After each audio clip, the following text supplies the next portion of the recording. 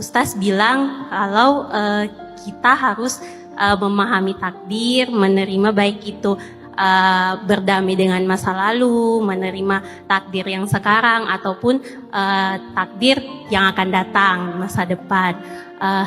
Begini, ini ada kaitannya dengan jodoh, tapi saat ini kebetulan saya kerja di bidang anak, yang lebih khususnya tuh anak-anak berkebutuhan khusus.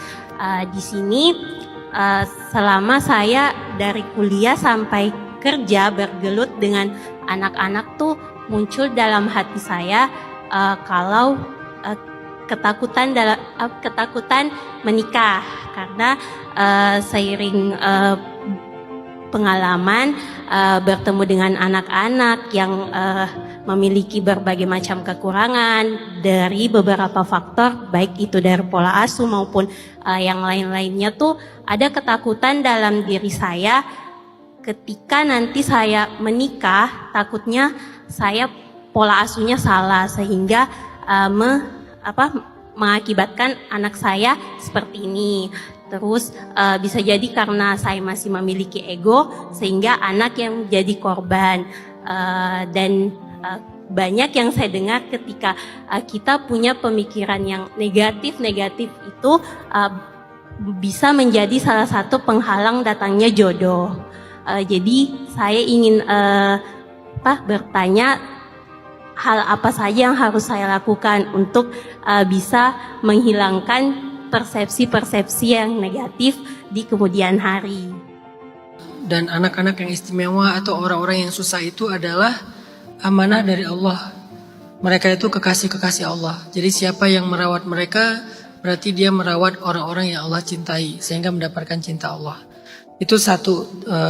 Semoga ini menyemangati Kak Dinda untuk terus istiqomah dalam proyek pendidikan anak yang berkebutuhan khusus.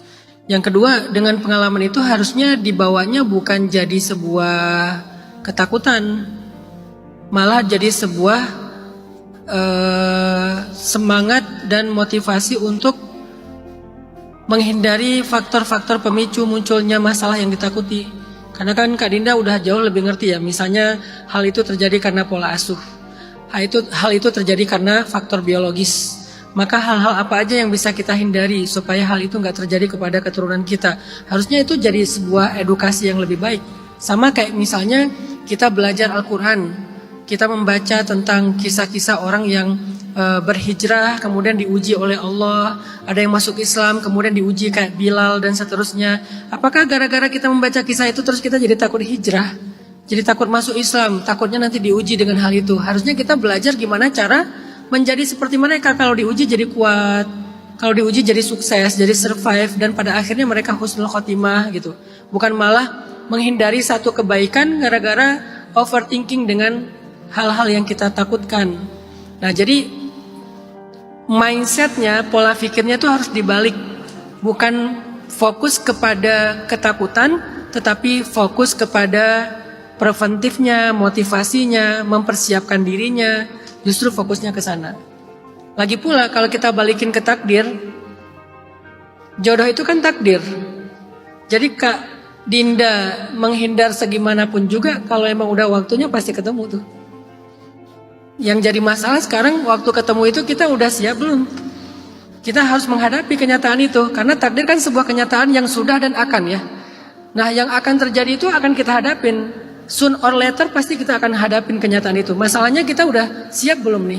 Belum siap Ustadz. Kalau belum siap berarti kita harus lebih semangat lagi mempersiapkan diri sekarang. Karena soon or later kalian pasti akan ketemu dengan kenyataan-kenyataan itu.